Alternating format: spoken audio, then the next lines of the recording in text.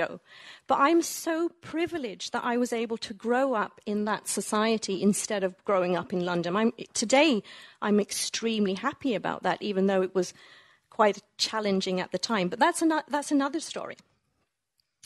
So with that and the environment that I grew up with and the multicultural environment that I came from, it's given me several learnings that I've really brought with me my whole life. And I didn't really probably know that until I was quite adult.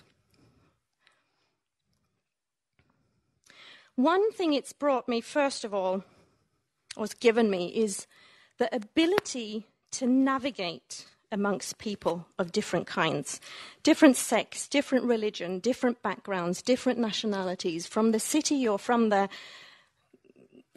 small little countryside. Navigate myself amongst people who have different opinions, different values, work with things that I've never heard of. Because leadership is about navigation. Leadership is about navigation and communication. The downside of this is, of course, that I very seldom get impressed by people. I don't care about your fancy car, your title, what you do for a living. I might get impressed about who you are, not what you are. And the ability to see that, the ability to see those differences in people and to see that value in people. And it's something that I brought with me into my private sphere too. So you're only as good a leader as the results that you get out of your team. And that is about navigation and communication, and then being extremely clear on how you communicate, who you communicate to, and of course, who you are and what you stand for. And I will judge you based on how you treat people that are inferior to yourself, not based on how you treat people who you need to rub shoulders with. And it's very easy when you know how to navigate amongst people to identify those differences. Another thing that I find that I brought with me from my upbringing is that it's okay to stand out. It wasn't when I grew up. Definitely not. But it is okay to stand out. And actually, it's a good thing, because I remember somebody said to me, what I've said to you today is, if you can leave here with one thing. And I would say that I went to a lecture once, and it was one thing that that person said to me that really made sense to me at the time. And that was, don't listen to the crowd. Because if the crowd is right, the crowd is successful. So it's okay to stand out, and you can communicate with anybody in this world. You can run international business in any form, size, color, or whatever, as long as you have one thing, and that is manners. And I constantly grab myself in saying that, and I mean no offense, is something that Norwegians need to work on when it comes to international business.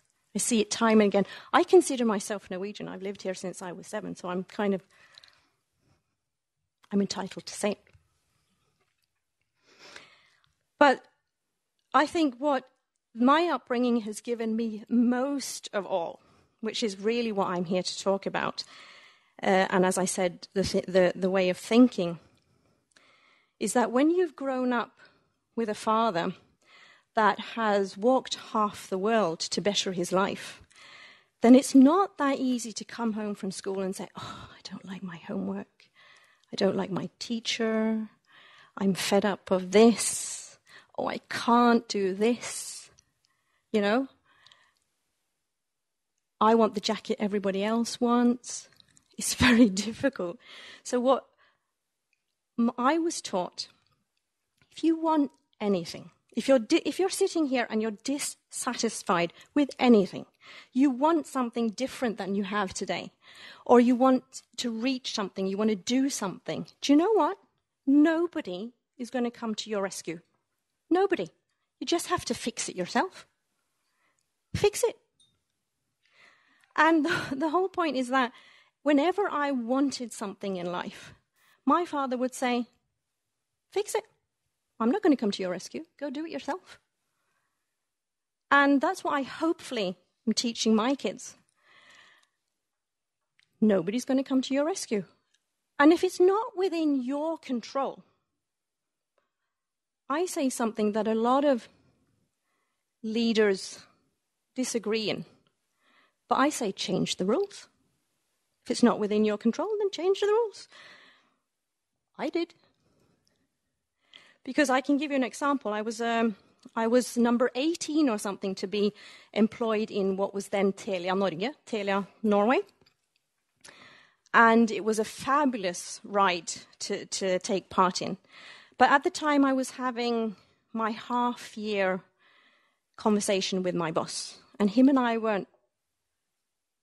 He was okay, right?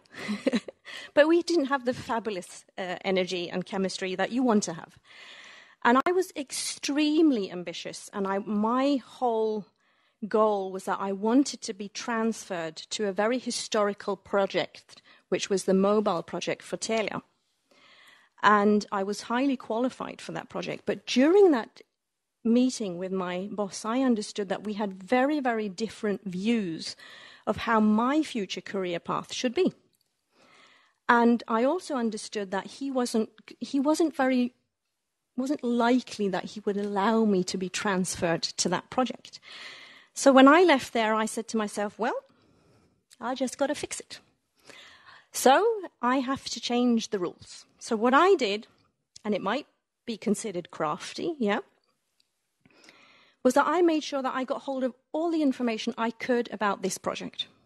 I read up on everything. I talked to everybody. And I also found out when the preliminary meeting was with the Swedish coming over from Sweden to talk about the new project. And I managed to get HR to say that, yes, you're allowed to sit in on that meeting.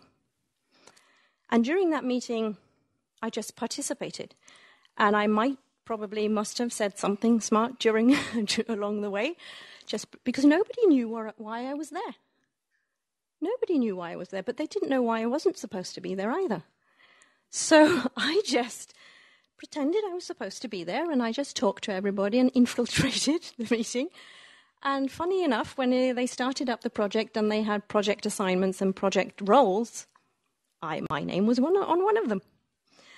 So, yeah, it's crafty, but it's the best move I've ever made in my career, because six months later, I was head of marketing for mobile services in Telia. So it was the biggest move that I did for my career at the time. And why is it that a lot of people don't dare to do changes or to maneuver themselves and change the rules a little bit and bend? I'm not talking about doing anything illegal, right? I'm talking about staying within that conformity. But it is based on fear. Fear of being rejected, fear of failure, fear of, the unknown, fear of a huge amount of things. But as I mentioned to you, my fear of conformity and boredom and lack of freedom is higher than my fear of change and doing something I haven't done before. And I believe that half of the fears that we have is not real. It's fears that somebody's taught us, either at school or at kindergarten or at home or at work or whatever. It's a lot of it is fears. And I want to give you an example. And my thing is that courage is, because I've done a lot of things and I've said to myself, Jesus Christ, what am I doing? But I'm still alive, still here, yeah? So I've survived it. But I'll give you another story, and that was when I graduated from business school in 1992. So it's also ages ago. And at the time, people with my degree, it was very, very high unemployment in Norway, actually, at the time, for those with my degree. And a lot of people were struggling to get work as a new, because most of us came straight out of high school. Luckily, I had a job in VM-data to work, and that's another story. I won't take that. That's also a funny story, actually. But the whole point was that I was saying to myself, I'm going to work for 40 years. And I've been at school since I was 3.5, because that's when I started school. And I said to myself, no, I'm going to clock out. So I went to VM-data and I said that I'm going to travel for a year. And they said that you can't do that. I didn't have money to travel for a year. I only had money to travel for 6 or 7 months. But I said, I'm going to travel for a year, so you have to wait for me. No, they couldn't wait for me. So what I did was that I negotiated that if they waited for me 6 or 7 months, then I'd be willing to come back before. So I had a job to get back to. But the whole point is that I had the guts to clock out for 7 months and just travel the world. And you could say it was a 7-month russetur. So it's the best thing I've ever done. But the story is that I was in LA, traveling as a backpacker, of course. It was at the end of my trip. And we were going to take the Greyhound bus from LA to San Francisco.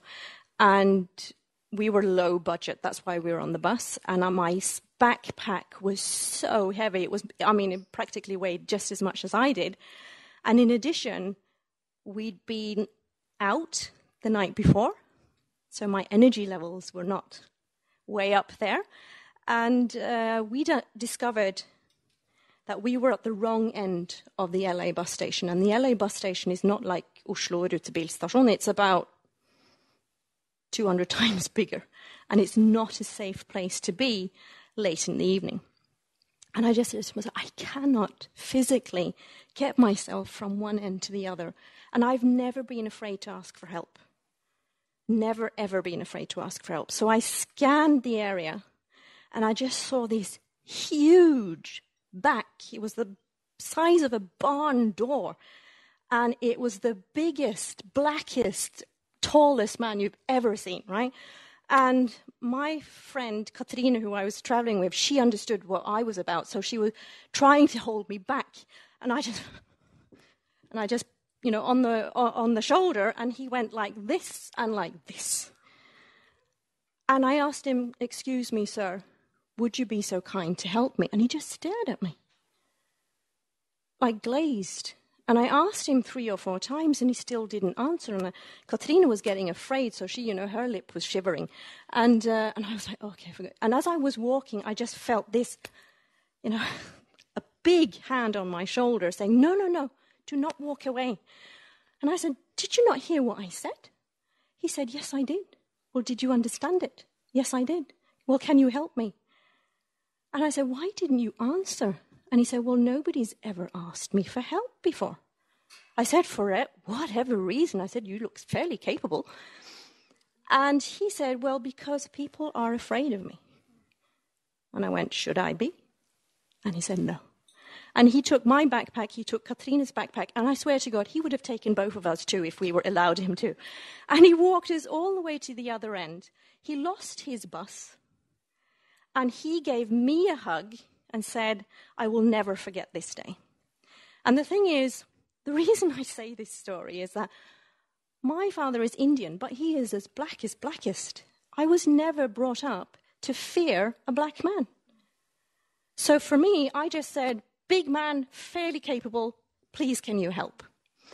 And the reason I use this story is that you have a lot of black men out there that represents your fears of why you're not doing something or why you're not trying something different.